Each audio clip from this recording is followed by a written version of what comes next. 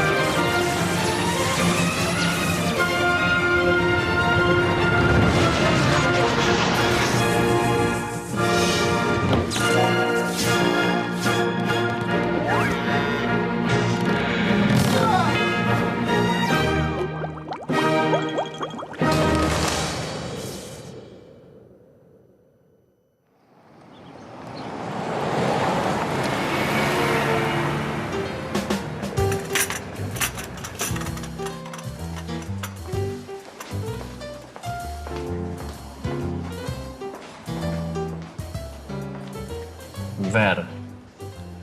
To ver or not to ver. ¿Es acaso la vista la que nos permite ver la forma, el color, el brillo de los objetos? ¿Es No se le acaso... ocurra empezar así, licenciado, es demasiado teatral. Pero si no le pongo un poco de dramatismo a esto de la vista, de las ondas ópticas, eso como... Y ahí viene Tomás. Le pido por favor que no lo apure, no lo presione. Ya bastante debe tener, pobrecito, con tener que dar su primera conferencia. Debe estar nervioso. Hay que tratarlo con cariño, ¿eh? Cariño. No lo asuste. Hola. Llegaste tarde. Esto no es una fiesta, esto es tu primera conferencia. Disculpe, pero no es un tema fácil.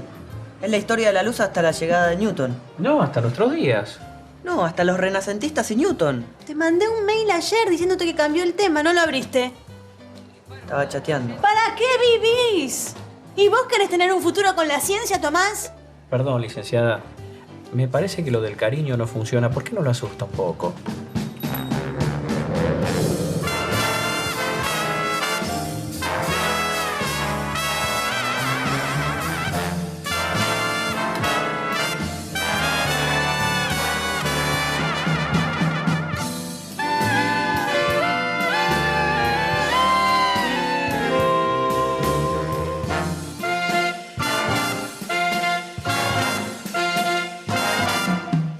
¡Concentrate!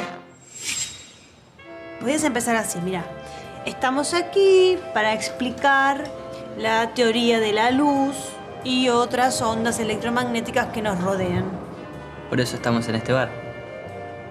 ¿Por qué? Porque tiene mucha onda. Licenciada. Cariño. A ver, empecemos desde el principio. Las primeras teorías sobre la vista y la luz tienen su origen en... Grecia, 500 años antes de Cristo. Empédocles. No, en serio. Empédocles de Siracusa, un filósofo. Así se llamaba. Él creía... ¿De qué te reís? ¿Cómo se llamaba? Empédocles pensaba que la vista funcionaba como una especie de larga mano invisible que tocaba los objetos.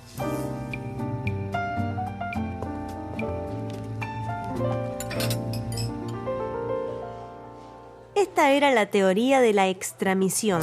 De los ojos salían emanaciones que al tomar contacto con los objetos recogían su forma. Pero había otro griego, Leucipo... ¿Tomás? Sí. Digo que había otro griego. Y sí, había varios. ¿O no? ¿No había varios? ¿Vas a decir que había dos nomás? Sí, había varios, Tomás. Y uno que se llamaba Leucipo de Abdera, o de Mileto, o en realidad no se sabe de dónde era, pero la cuestión es que ese pensaba. Y pensaba justamente que el acercamiento se hacía en el sentido opuesto. Leucipo pensaba que los objetos emitían un... algo. que contenía su forma y color, y que los ojos no hacían más que captarlo. Esta teoría se llama intromisión. O sea, en la extromisión la luz sale del ojo hacia el objeto. En la intromisión la luz va del objeto hacia el ojo, entra en el ojo. Intromisión, contrario de extromisión. ¡Tomás! Pero, chicos, ¿por qué no nos sentamos en otro sector? Ninguno de los dos, ni Leucipo Ni Empédocles. pudo demostrar por qué no ocurrían esas emanaciones en la oscuridad. Pero concordaban en que los rayos viajaban en línea recta. Entonces aquí entra otro griego, Euclides de Megara, que toma todo esto y dice, si los rayos de luz viajan en línea recta, entonces puedo estudiar su propagación aplicando las leyes de la geometría. Obvio. Y crea así la perspectiva teórica llamada óptica geométrica, que aún hoy se utiliza. 350 años antes de Cristo. ¿Estás anotando? No, yo me acuerdo de todo. A ver, ¿cuántos años antes de Cristo? ¿Qué? ¿Años qué? ¿Para qué son las servilletas? Anota. Platón de Atenas. Mucha avena. ¿Cómo? Es una regla mnemotécnica. Un plato grande de avena, un platón de avena, Platón de Atenas. Lo recomiendo a usted. Yo me entiendo. ¿Qué pasa con Platón de Atenas? Platón de Atenas, conciliador, decía que los dos tenían razón. Los ojos y los objetos tenían una relación de correspondencia simultánea. Una tercera posición. Bueno, anota. 250 años más tarde, Herón de Alejandría sigue estudiando el comportamiento de los rayos de luz y cómo inciden en distintas superficies. Siempre refiriéndose a las rectas geométricas supuestas por Euclides. Obvio. Y no nos olvidemos que Herón descubre que un rayo que incide sobre una superficie plana se refleja con un ángulo simétrico con respecto a una línea normal a la superficie, o sea, perpendicular a su traza. También avanzó sobre la reflexión en espejos curvos. Y describió la refracción, que es la desviación que sufren los rayos de luz al atravesar la superficie que separa dos medios transparentes distintos. Mirá. No, pero ahí no se ve porque el café no es transparente. Espera. Discúlpame. ¿Te molesta si compruebo la refracción de la luz con tu cuchara?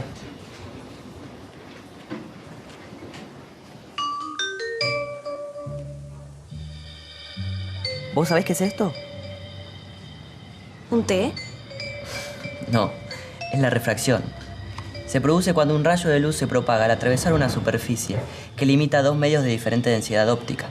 En este caso, el aire y el agua, atravesando la superficie en ángulo agudo respecto de la normal. Porque al cambiar de medio, experimenta un cambio de velocidad que desvía su trayectoria.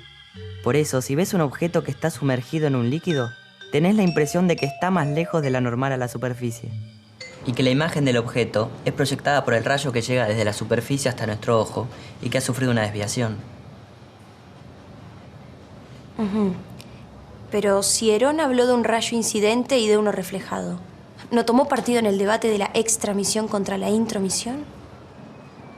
Sos igual que todas. Perdón que me entrometa. No, querida, no. Herón no especificaba si el rayo de luz venía del objeto hacia el ojo o era en sentido inverso. No fue hasta el siglo XI que se resolvió este dilema. Wow. Sí, efectivamente, fue un... Anota vos, querido. Fue un árabe, un físico y anatomista, Al-Hazen, el que resolvió el debate. Él dedujo que el ojo era receptor y no emisor porque cuando miraba al sol se lastimaba los ojos. Ay, a mí me pasa lo mismo. Y también acertó en explicar que un objeto recibe luz del ambiente y la dispersa en todas direcciones. En ausencia de obstáculos, esta luz dispersada llega hasta el ojo que así percibe el objeto. Y es por eso que si no hay luz, los objetos no se ven. Obvio. Al-Hazen también investigó la reflexión y la refracción sobre superficies curvas, el arco iris, también la cámara oscura.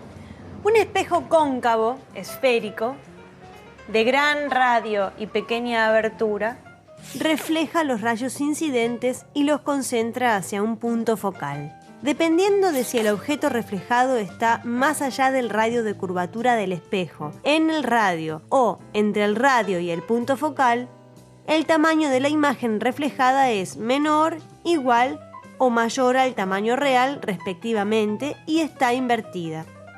Si en cambio el objeto se encuentra entre el punto focal y el espejo, se ve una imagen virtual y mayor al tamaño real ubicada del otro lado del espejo. ¿Anotaste? Sí. Cuéntele de las lentes. Sí. Anotate esta, que con esta los matás. Un espejo funciona por reflexión. Las lentes funcionan por refracción. Las lentes convexas, por ejemplo, convergen los rayos provenientes de un objeto hacia el ojo del observador. Y la proyección de estos rayos genera una imagen virtual ampliada del objeto. Sí, Alhazen observó mucho. Pero sin números claros esto no pasa de una charla de café. Sí, muy bien. Bueno, es que es ahí donde aparece Descartes. ¿Quién? Te lo deletreo. Descartes. Se pronuncia Descartes, es francés. Qué abundancia de letras. Y es el primer mundo. Descartes dio expresión matemática a la técnica de construcción de espejos y lentes. Se empezaron a producir instrumentos ópticos cada vez más precisos y más variados. El principio del funcionamiento del espejo cóncavo se utilizó en el desarrollo de los radares y de las antenas emisoras y receptoras que tienen sus receptores ubicados en el punto focal, donde se concentran las ondas reflejadas en la pantalla. Si lo dijo Descartes, no lo descartes. Anda a contarle ese chiste a la chica. A las mujeres nos cautivan los hombres con sentido del humor. Lo trajo usted. ¡Déjame en paz!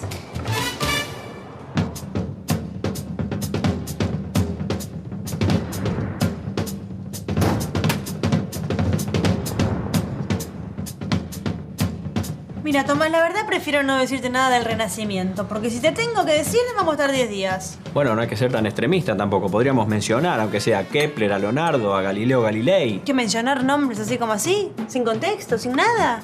Podríamos decir que estos hombres generaron una revolución científica con un énfasis en la experimentación. Que relaciona la investigación con la observación y la prueba empírica. ¿Y qué? Y ya lo dije. Y bueno. Y ya está.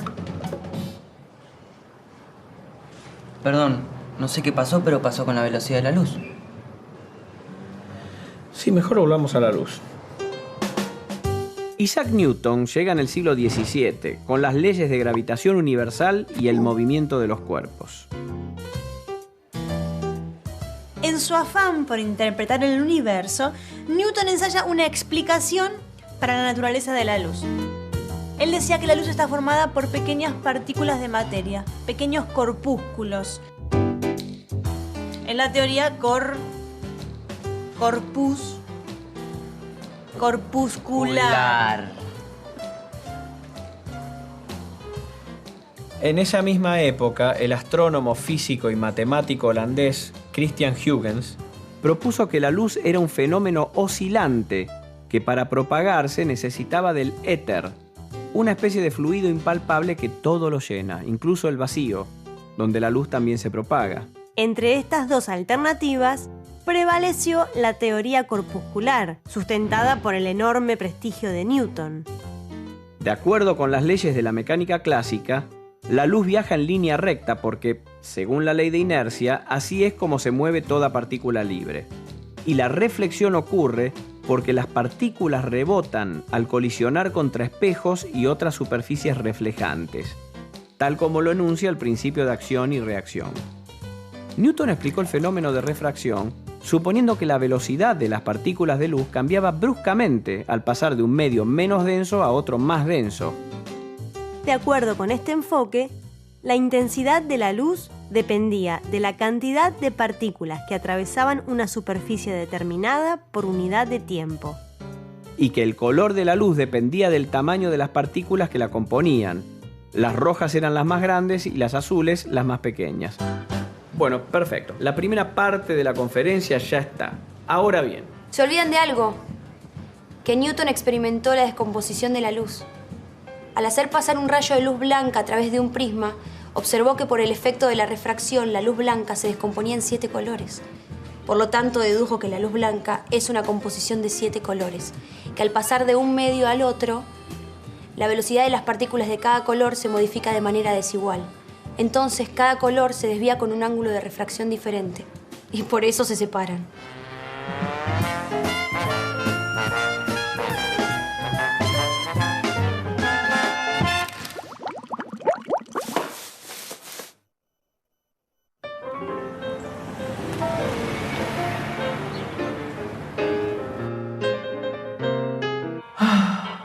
Siento que se me escapa. ¿La chica? No, el concepto de la luz, la historia de la ciencia, el tiempo, la vida. La chica también. Tengo que impresionarla, tíreme más data. Es que obviamente de Newton sabe todo. ¿Por qué no le hablamos de Thomas Young? Ahí está, hablemosle de Thomas Young. Thomas Young, el joven. Bueno, el inglés, Thomas Young, es el que realiza el experimento de las 2 rendijas. Young hizo pasar un haz de luz por 2 ranuras muy estrechas, creando así 2 haces que se podían proyectar sobre una pantalla. Antes que Young, Fraunhofer explicó que si la luz pasaba por una sola ranura, el rayo proyectado a través de ella se transformaba en un haz de rayos que iluminaba una pantalla en ciertas zonas alternadas con oscuridad, formando un espectro de difracción. Este espectro presenta iluminación con más intensidad en el centro, se extiende a ambos lados perpendicularmente a la ranura y va atenuándose hacia las líneas más lejanas, hasta extinguirse. La zona central de la pantalla, en la que coincidían los 2 haces, presentaba zonas iluminadas y zonas oscuras. Pero si la luz era una partícula como decía Newton, esa zona, al ser golpeada por el doble de partículas, ¿no debería estar iluminada por el doble de intensidad? Justamente, no tenía sentido. Fue ahí que se dieron cuenta que la luz era una onda. Al atravesar las 2 rendijas, la luz se convierte en 2 frentes de onda que interactúan entre sí, tal como lo explicaba la teoría ondulatoria de Huygens. En las zonas en las que coinciden las crestas de las ondas, se da una suma o interferencia constructiva y se ilumina la pantalla con más intensidad que si lo hiciera un solo haz de luz. Y en las zonas en las que la cresta de una onda coincide con el valle de otra, se produce una interferencia destructiva o resta que deja esa zona de la pantalla a oscuras. Entonces el experimento de Young le sacó el invicto a Newton. Muy bien, pero aún faltaba resolver el enigma de qué era este éter que justificaba la propagación de la luz en el vacío. El físico y químico inglés Michael Faraday descubrió que las cargas en movimiento generan un campo magnético variable. Esta variación magnética crea una nueva variación del campo eléctrico y así sucesivamente. El escocés James Clerk Maxwell estudió y comprobó la forma en la que ambos campos se propagan juntos. Introdujo el concepto de onda electromagnética y anticipó que la velocidad a la que se propaga esta perturbación del vacío es idéntica a la velocidad de la luz. 300 millones de metros por segundo. Esto llevó a Maxwell a la conclusión de que la luz es una onda electromagnética y como tal puede propagarse en el vacío sin la necesidad de un medio material etéreo. ¿Y qué diferencia hay entre una onda de luz y otro tipo de onda? No sé, por ejemplo, el que se usa para hablar por teléfono celular. Ninguna diferencia, Tomás. Son de la misma naturaleza. Lo que sí puede cambiar es la frecuencia. En la teoría ondulatoria de Huygens, la intensidad de la luz se relaciona con la amplitud de la onda, mientras que los colores son determinados por la frecuencia.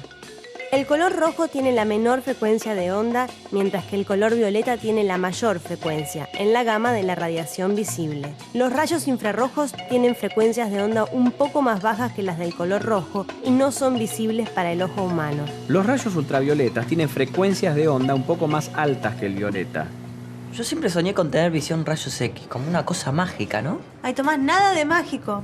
Los rayos X son ondas electromagnéticas con frecuencia de onda mayor que la de la luz visible, nada más. Eso le permite a los rayos X atravesar los cuerpos opacos.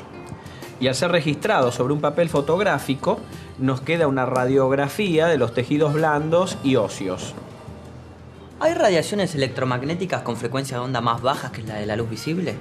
Y vos me haces esa pregunta y yo no tengo más remedio que hablarte de Heinrich Hertz. No, está bien. Anotá.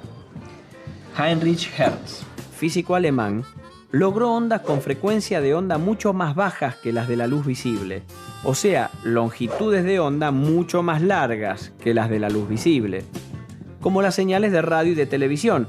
Estas pueden sortear obstáculos más grandes que aquellas. Hertz se convirtió en el padre de las comunicaciones a distancia. Los teléfonos celulares están en el rango de las microondas, es decir, trabajan con una frecuencia de onda un poco más alta que la de las ondas de radio y televisión. Pero microondas no se usan para... Bueno, con los descubrimientos de Huygens, Maxwell y Hertz, aparentemente se había resuelto el misterio de la luz. Voy pidiendo la cuenta entonces. Dale. Pero a principios del siglo XX, algunos científicos estudiaron fenómenos que no se podían explicar por la teoría electromagnética de Maxwell. Ah, ¿no? 88 pesos. ¿Te rompiste algo? Uno de esos fenómenos misteriosos es cómo funciona una calculadora. No es ningún misterio, funciona con la luz. Es el efecto fotoeléctrico. La luz que incide sobre la superficie de ciertos materiales, en este caso una celda fotovoltaica, libera electrones que se reorientan formando una corriente eléctrica, la necesaria para que funcione. Lo curioso es que en el efecto fotoeléctrico, la energía que la luz puede transferir a un electrón depende de su color. La luz azul tiene más energía que la roja, por ejemplo. Pero hasta entonces nadie había planteado una relación entre energía y color. ¿Y sabés quién fue el que finalmente encontró esa relación? Ah, los agarré. Eran 86 pesos, no 88. Einstein. Bueno, no es para tanto. Soy la calculadora. Albert Einstein tuvo que dar un pequeño salto hacia atrás y subirse a los hombros de Newton. Einstein señaló que el efecto fotoeléctrico podía explicarse suponiendo que la luz está formada por paquetes discretos de pequeñas cantidades de energía que llamó fotones. La energía de un fotón depende directamente de la frecuencia de onda de la luz, o sea, de su color. Un fotón azul tiene más energía que uno rojo. La energía transferida por el fotón al electrón en el efecto fotoeléctrico dependerá del color de la luz y no de su intensidad.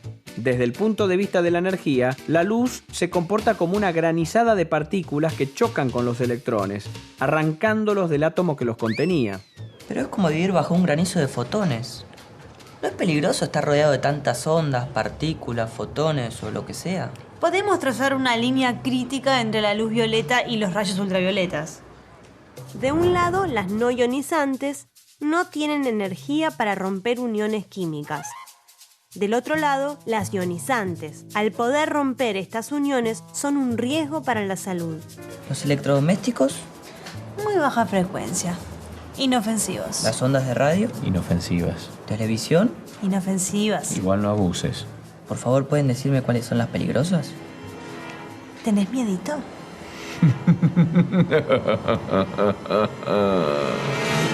Mucho sol, ya que los rayos tienen un alto grado de luz ultravioleta que puede matar las células de la piel. Si bien una radiografía es inofensiva, los que están expuestos todo el día tienen que usar placas de plomo para protegerse.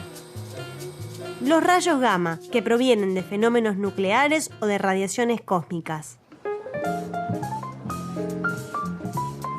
Bueno, solo nos falta resolver un misterio. ¿Qué hacen tanto tiempo en el baño las mujeres? Ah, no, yo tanto saber no tengo, ¿eh? Estamos tratando de definir qué es la luz. Fotones, ondas, partículas. Bueno, al final se estableció que todas las teorías eran necesarias y se crea una nueva teoría de la dualidad onda-materia, que ¿qué dice? Que de acuerdo a las condiciones a veces predominan las características de la onda y a veces predominan las características de la partícula material. Luis de Broglie. ¿Otro más? ¿No habíamos terminado ya? Sí, pero no. Luis de Broglie planteó que si las ondas tenían propiedades de partícula, también las partículas debían tener propiedades de onda y difractarse, como ellas, al pasar por las rendijas. Y el tipo sintetiza todo y desarrolla la mecánica ondulatoria, que hoy llamamos física cuántica. Y no me haga hablar de física cuántica porque ahí sí que no me alcanza ni un café, ni dos cafés, ni tres Al cafés. final es una ciencia de nunca acabar. A ver. Empédocles. Newton. Floppy. ¿Quién es Floppy? No, dame ese. En fin, Los avances de la ciencia respecto a la naturaleza de la luz, las ondas electromagnéticas, la física cuántica, nos dice que las verdades son relativas. Todo puede cuestionarse, eso es la ciencia. Después de todo, si no somos más que un conjunto de ondas electromagnéticas en el espacio-tiempo, ¿no es posible que existamos a la vez en otro lugar, en otro momento? Puede ser, pero siempre por el mismo canal.